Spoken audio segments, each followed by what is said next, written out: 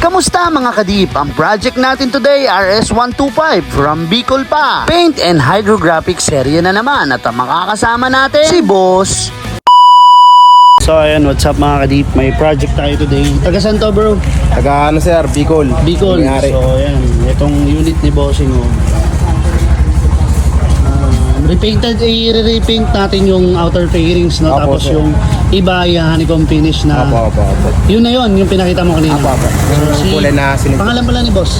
Marvin po. Yung may-ari na. Mayari po, Kim Baldo. So si Kim, si Boss Kim, maraming salamat at ingat kayo boss, ako nang bahala Apo. dito. Inumpisahan na ngang i-prep ni Boss Kevin natin itong mga panel na to at eto si Boss Kevin natin, oh. Siya yung makakasama natin sa project na to at piniprep niya na ngayon yung primer surfacer na gagamitin natin. Pagkatapos timplahin, eto't ina-apply niya na agad sa panel na project natin. At eto nga pala yung mga PP plastic na kasama din sa project na to at i-honeycomb finish natin. Mamaya i-flex natin yan. Si Boss Kevin din kakana. Pagkatapos ng flash off ng primer natin at nakita natin yung mga imperfection, pinagtulungan na nila Boss MJ yan at minasilya na rin para mas mabilis matapos yung project natin na to. Nang matapos nilang lihain, piniprep na ngayon ni Boss Kevin natin yung kulay ng outer fairings niya. Sabay rekta agad apply ng base coat na tinimpla agad kanina ni Boss Kevin lang. Papakilala ko nga pala sa inyo si Boss Kevin. Siya nga pala ang hawak ng Cebu branch natin. Dahil sa sobrang dami nagre-request na magtayo tayo sa Cebu. Eto na mga kadip. Antay-antay lang mga kadip. Dahil malapit nang mag-operate yung Cebu branch natin. Pagkatapos i-activate ni Boss Kevin natin, eto dahan-dahan niya nang nilulubog yung panel na ginawa niya din kanina. Kaya almost buong project si Boss Kevin talaga ang gumawa. Syempre ang makakapagsabi kung solid ba talaga tong project na ginawa ni Boss Kevin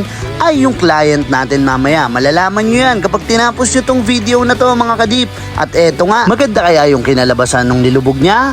At all goods naman mga kadip, lahat naman, pati yung mga singit-singit, meron namang print, ngiting tagumpaya. Syempre para maging quality yung trabaho natin, lalagyan rin natin ng clear coat yan. At eto tinitimpla na ni Boss Kevin, sabay apply. Mga kadip, pati tools na gagamitin doon sa Cebu, ganito din yung gagamitin ni Boss Kevin. At isa pang take note, pati nga pala ang high solid na gamit nating clear coat, syempre Nippon Paints #1 yan. Kaya rekta na tayo agad sa final output para mahatulan na tong trabaho ni Boss Kevin.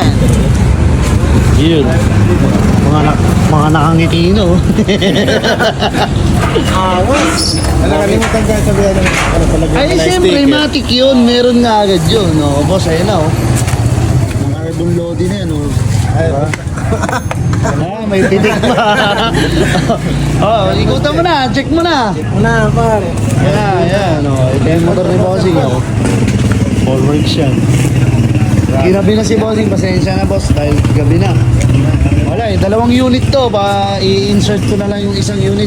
Paparehas na itong Parang buo na lang. Oo, yan na lang din yun. Ganda. Solid. Ayos ba? Boss, Solid po. taga saan si Bossing? Taga Bicol po.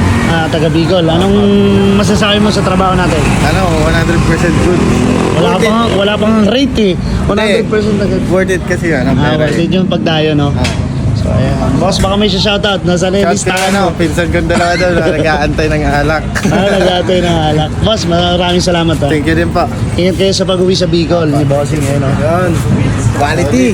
At ayun nga guys, natapos na yung project natin na RS125. Napaka-basic lang ng kulay na napili ni Bossing pero nag-stand out yung honeycomb pattern natin dito sa kulay niya. So, paano ba yan mga taga Cebu? Nakapasa yung trabaho ni Boss Kevin natin sa taga Bicol. Abang-abang na lang sa date kung kailan tayo tatanggap ng trabaho dyan. Muli, maraming salamat sa mga nanood hanggang dito sa video na to. See you next vlog. To God be the glory.